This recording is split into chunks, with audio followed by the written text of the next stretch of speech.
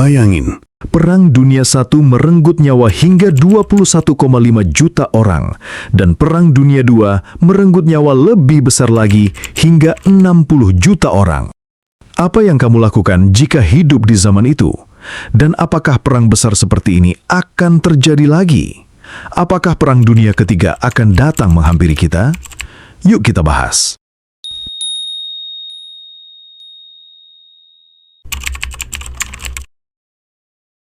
Berbagai spekulasi, hipotesis dan analisis telah dilakukan terkait dengan peristiwa besar ini, mengingat kondisi dunia saat ini yang dihadapkan pada berbagai ketegangan di berbagai kawasan, mulai dari Rusia, Ukraina, Israel dan Timur Tengah, India, Pakistan, serta Korea Selatan dan Korea Utara.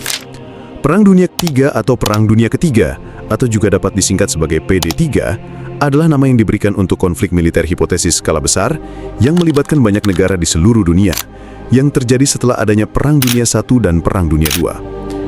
Istilah ini telah digunakan setidaknya sejak 1941.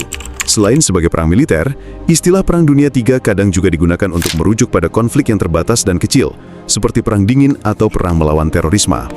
Selain itu, ada asumsi juga yang menyatakan kalau Perang Dunia III merupakan perang yang akan melampaui perang dunia sebelumnya, baik dalam lingkup dan dampak destruktif yang diakibatkan. Jika kita melihat kembali ke belakang, Perang Dunia I dan II menjadi tonggak penting dalam sejarah hubungan internasional. Perang Dunia I yang terjadi pada tahun 1914 hingga 1918 dipicu oleh sistem aliansi, nasionalisme, dan pembunuhan Franz Ferdinand. Sedangkan Perang Dunia II pada tahun 1939 hingga 1945 muncul akibat kebangkitan Nazi Jerman, Perjanjian Versailles yang menghina, dan keengganan negara-negara besar untuk bertindak cepat. Dalam ilmu hubungan internasional, salah satu teori yang digunakan untuk menganalisis peristiwa internasional adalah teori realis. Teori ini merupakan teori yang sangat klasik dan merupakan teori arus utama. Teori realisme berakar dari pandangan pesimistis terhadap sifat dasar manusia. Para pemikir realis klasik percaya bahwa perilaku negara mencerminkan sifat manusia yang egois, haus kekuasaan, dan cenderung mementingkan diri sendiri. Teori ini menganggap negara yang merupakan representatif dari manusia sebagai aktor utama yang bertindak egois dalam upaya mempertahankan keamanan dan kepentingan nasional mereka. Realisme menilai bahwa dunia akan selalu berada pada peperangan atau potensi konflik dikarenakan oleh beberapa hal, seperti sistem dunia yang anarki atau tidak teratur, yang tidak memiliki kekuasaan tunggal, kemudian keamanan dan kelangsungan hidup negara yang menjadi prioritas utama, security dilema atau suatu kondisi di mana negara memperkuat militernya untuk mempertahankan diri, dan negara lain akan merasa terancam dan merespons dengan meningkatkan militernya juga. Selain itu, adanya persaingan kekuatan atau power struggle, dan faktor yang lainnya. Dari kacamata realis, perang dianggap sebagai alat yang sah untuk mempertahankan kepentingan negara. Menurut Hans Morgenthau, negara bertindak atas dasar kepentingan nasional dan mengejar kekuasaan dalam sistem internasional yang anarkis. Karenanya, perang dunia dianggap sebagai hasil logis dari perebutan kekuasaan dan ketidakseimbangan kekuatan antar negara. Dalam kerangka ini, Perang Dunia Ketiga bukanlah hal yang tidak mungkin, karena sistem internasional tidak berubah secara struktural, masih ada persaingan kekuasaan, konflik kepentingan, dan sistem keamanan kolektif yang belum stabil. Jika kita menganalisis berbagai kemungkinan yang ada, terdapat beberapa hal yang mungkin dapat menjadi penyebab Perang Dunia Ketiga dapat terjadi. Pertama, ketegangan kawasan. Seperti yang kita ketahui, bahwa saat ini terdapat beberapa konflik dan ketegangan kawasan yang terjadi, seperti konflik di Laut Cina Selatan, Israel dan Timur Tengah hingga konflik Rusia dan NATO. Situasi ini memperlihatkan bahwa eskalasi militer bisa sangat cepat berubah menjadi perang besar. Selain itu, terdapat negara-negara yang juga memiliki isu tersendiri, seperti Korea Selatan dan Korea Utara, India, Pakistan, serta China dan Taiwan. Beberapa isu-isu tersebut mengalami peningkatan ketegangan akhir ini, seperti pada konflik China-Taiwan. Taiwan menganggap adanya kemungkinan China akan menginvasi pada tahun 2027. Pada Maret lalu, militer China mensimulasikan latihan tembak langsung di Selat Taiwan untuk mensimulasikan serangan pada pelabuhan-pelabuhan utama dan fasilitas-fasilitas energi. Selain itu, memanasnya hubungan India-Pakistan di kawasan Kashmir pada April tahun ini akibat adanya serangan yang menewaskan turis di sana, perang Rusia yang belum berhenti hingga saat ini, dan lain sebagainya. Kedua, persaingan kekuatan besar. Amerika Serikat, China dan Rusia adalah tiga kekuatan utama yang terus bersaing dalam aspek militer, ekonomi, dan teknologi. Ketegangan seperti di Ukraina atau Taiwan dapat menjadi pemicu perang besar jika salah satu pihak menyerang secara langsung. Kita juga mengetahui bahwa saat ini perang dagang antara China dan Amerika masih berlanjut. Bahkan Amerika baru-baru ini memberlakukan kebijakan pajak untuk banyak negara yang sempat menjadi kontroversial. Presiden AS Donald Trump telah mengenakan tarif sebesar 145% pada barang-barang impor Cina tahun ini, yang mendorong Beijing untuk mengenakan tarif balasan sebesar 125%. Ketiga, senjata nuklir, perlombaan senjata, perang cyber, dan artificial intelligence. Jika kita merujuk kembali pada teori realisme di awal, salah satu yang menyebabkan negara akan selalu berkonflik adalah adanya security dilemma atau dilema keamanan.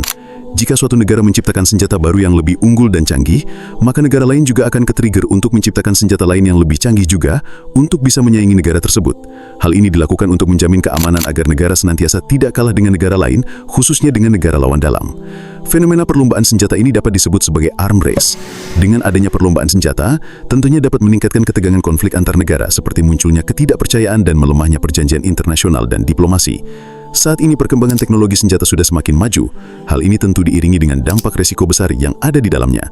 Sebut saja rudal balistik antar kembubakan, serangannya dapat menjangkau jarak yang sangat jauh. Belum lagi senjata-senjata nuklir yang kita tahu dampak kerusakannya sangat luar biasa dan masif, dan dapat memberikan resiko kehancuran total. Selain itu, ancaman baru dari dunia digital seperti keamanan cyber, perkembangan kecerdasan buatan atau artificial intelligence juga dapat bisa memicu konflik global, seperti serangan terhadap infrastruktur penting, sistem keuangan, atau jaringan komunikasi. Jika memang Perang Dunia III terjadi, dampak yang ditimbulkan kemungkinan akan jauh lebih besar dari dua perang sebelumnya. Jutaan hingga miliaran nyawa terancam, terutama jika senjata nuklir digunakan. Tidak hanya manusia, alam juga akan berdampak dan rusak. Seperti ledakan nuklir misalnya, dapat menyebabkan nuklir winter yang dampaknya akan menurunkan suhu global, menghancurkan pertanian, dan menyebabkan krisis pangan global. Krisis sosial banyak terjadi di mana-mana seperti pengungsi dan kemiskinan global. Sistem ekonomi internasional bisa runtuh akibat gangguan perdagangan, blokade, dan hancurnya pusat-pusat ekonomi dunia. Inflasi ekstrim, pengangguran massal, dan kelangkaan sumber daya akan meluas, kekurangan makanan, air bersih, dan layanan kesehatan akan memicu kelaparan, penyakit, dan kematian. Kota-kota besar, jaringan transportasi, fasilitas komunikasi, dan layanan publik bisa rusak parah atau musnah. Stabilitas global akan terancam, dan lembaga internasional seperti PBB bahkan bisa lumpuh jika negara besar saling bertarung.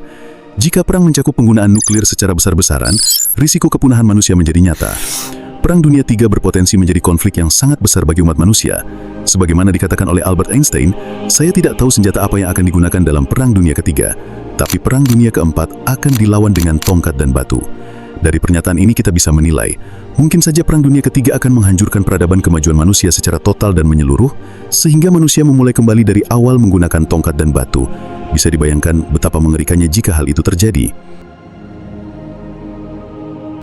Perang Dunia ketiga masih menjadi kemungkinan yang menakutkan namun nyata.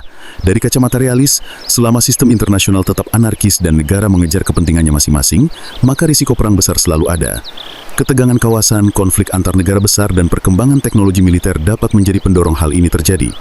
Dampak yang akan ditimbulkan akan sangat destruktif bagi manusia, lingkungan, dan stabilitas global.